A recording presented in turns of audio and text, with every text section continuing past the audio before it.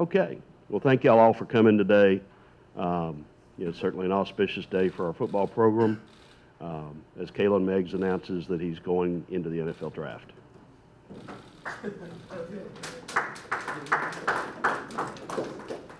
Okay, anyway. In all seriousness, we do appreciate each of you for being here. This is an auspicious day and for a very special young man, and to talk about him and this situation, our head football coach, Brad Laird.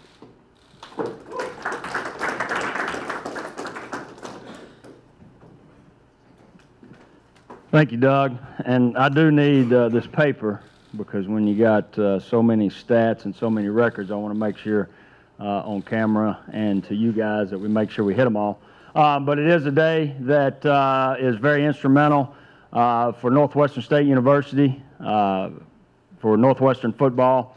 And I'm not going to go into detail exactly why we're here. I'll let the young man do that. But Jazz Ferguson is who we're talking about today, as we all know.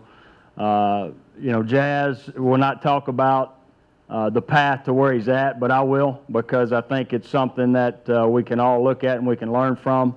When you talk about the highs and lows and adversity that we talk about on a daily basis within our football team, I see Quan here also within the baseball team.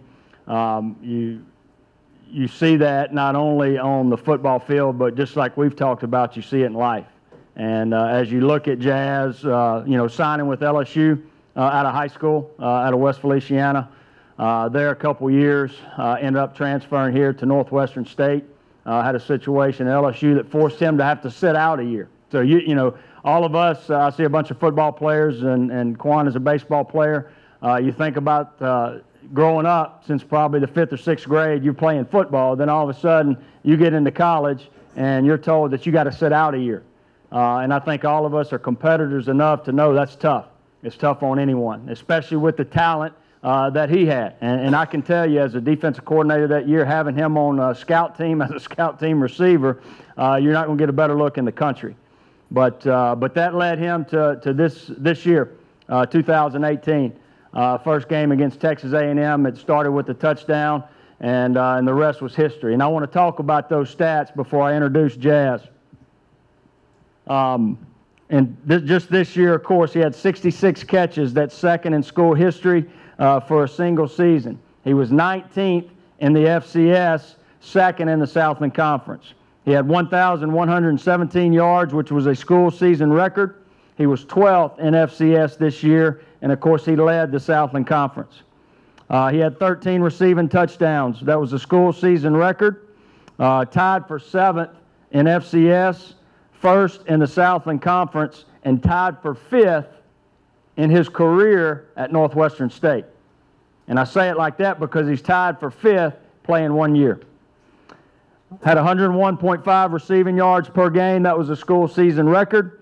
13th in the FCS, also led the Southland Conference.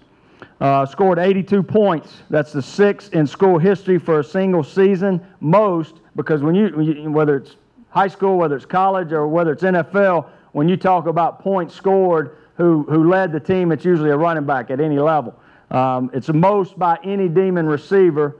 And you got to understand, we're talking about Mark Duper, who played 15 years for the Miami Dolphins, just as an example, who's in the Miami Dolphin Hall of Fame. He had 6 100-yard receiving games, which is a school season record. Some of his accomplishments, postseason awards.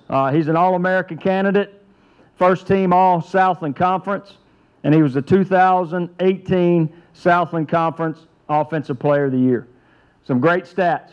But I tell you, just like I've told the football team, and I told him, the stats say one thing, but it's his leadership that says another thing. And at this time, I want to introduce number 1, Jazz Ferguson.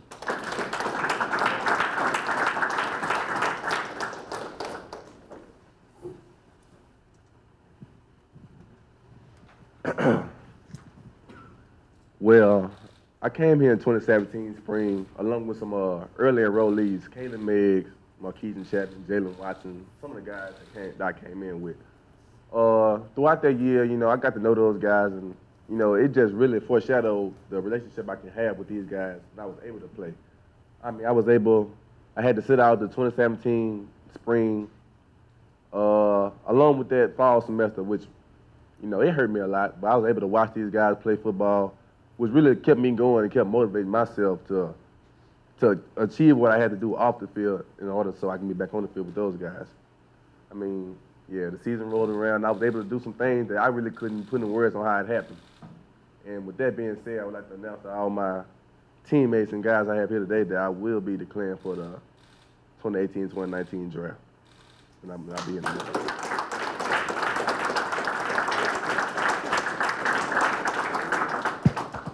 And I would like for all y'all to support me and be there for me for this journey. Thank you. All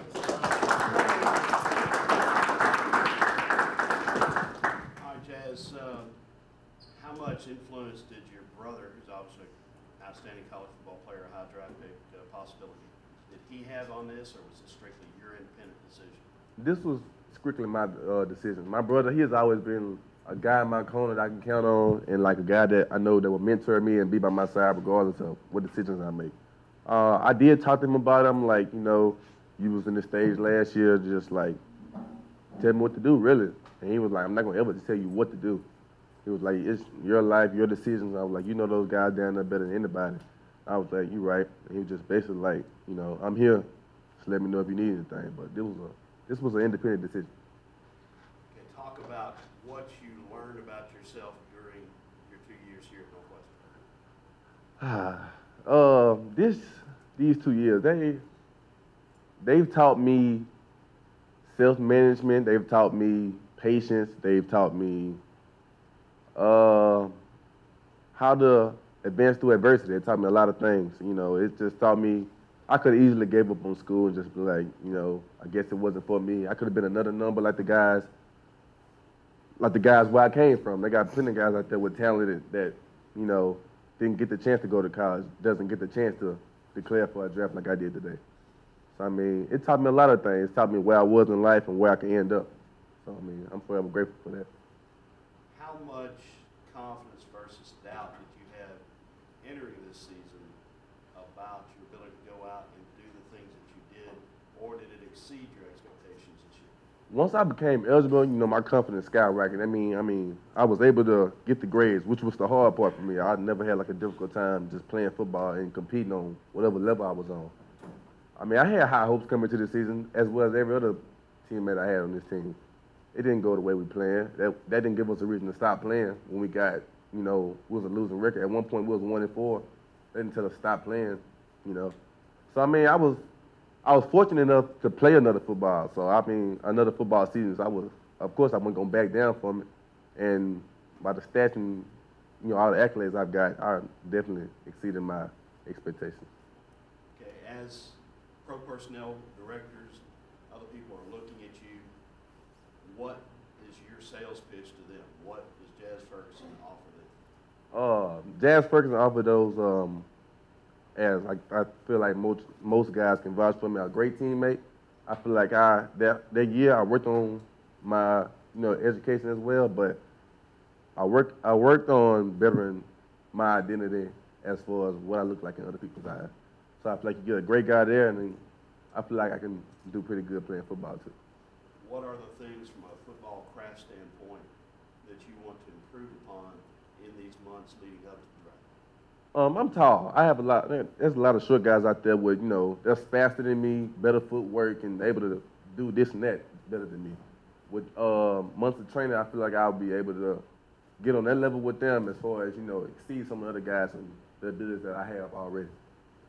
Are there receivers who you model yourself after, or you try to emulate people? Some guys I grew up watching, Randy Moss, Calvin Johnston. Some guys that are current in the league, I would say Mike Evans, A.J. Green, some people guys like that. And what do you have to say to these teammates who, while I know you'll stay in touch, you'll not play with them again next year? What was the experience of being with these guys like? Guys, I can talk to y'all face to face. It was like an experience not like no other, bro. I mean, I had a relationship with each and every one of y'all in this football team. I can pull one of y'all to the side and we have an inside joke that nobody on the football team will know. Type thing. I'm gonna miss y'all so much, but y'all don't really know. I brung some of y'all in here. Kobe, Jay Will, I bring y'all in here. So I mean, you know, I'm gonna miss y'all a lot. And I do want to say I love all y'all boys to death. All right, the question that I got to ask again and again and again, every time you score a touchdown during the end of the year, what was this? In the 70s and 80s, they used to freestyle, and that's how they used to be. That's how I used to go. That's how it was. Okay, well, I'll still not be able to explain that. You know, it's an age thing, I'm sorry. What do you think Demon fans and historians, et cetera, will remember about Jazz Ferguson? What they will remember?